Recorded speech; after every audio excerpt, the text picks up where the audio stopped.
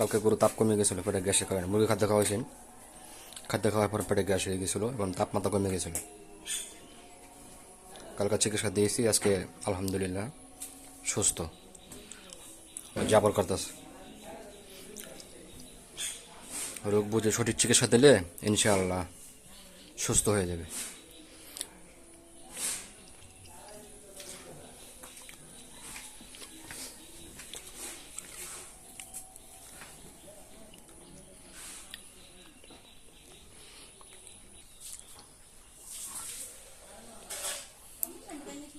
हाँ हाँ।